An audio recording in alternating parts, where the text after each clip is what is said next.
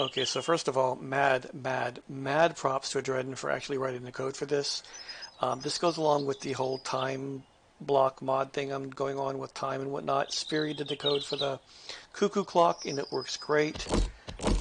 You set a clock somewhere, and it, tells you the time. I don't know if I can see it. What Adreden did, though, is he allowed it to work for item modifiers, meaning that if I add an item modifier into something, I can actually get the time like this, for instance. You see that little white clock that just showed up there? So basically, I add an item to a helmet that shows the time, for instance, or I could, make it an equipped wrist item. It doesn't really make a difference how it's added as far as the game goes, but it will basically show up as a UI element of sorts. It's not really a UI element.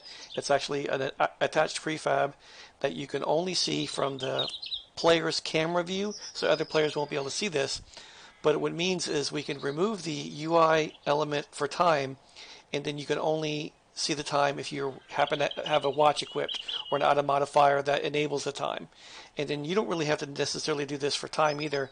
You can do it for everything. You can remove the compass as well, and you only get the compass if you find a compass. You only get the health if you find, I don't know, a stethoscope and blood pressure machine. I don't have a freaking clue what you would use. So along those lines, you could totally remove the UI entirely and only have the elements you want shown as prefabs, or in this case the little white clock you see up there, as you find items, which I think is a much more powerful system than the current UI system we have, which is great and all, but doesn't really allow the kind of flexibility to show and hide elements unless you do something in code like Darkness Falls does, because that's how he does it. So it's along the same vein, but I think this is more powerful. So imagine a scenario where you find a helmet that you can add item modifiers to that add these different elements to it, and health point bars for the enemies you're looking at, hidden ores, X-ray, whatever it is you can think of can now be added as Unity objects through buffs, and that really is going to make this a lot more powerful system than what initially appears. You can see that it does bob and weave a little bit. It's because it's attached to the head bone on the character, and that does move a little bit. We do bob and weave as players. I think that's acceptable.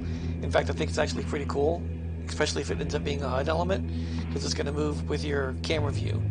I don't know if that's a video setting or something you can mess with in the game. I've never really looked for bobbing and weaving or whatever. Looks like there's not, so... Anyway, again, thanks to Adreden for actually encoding it.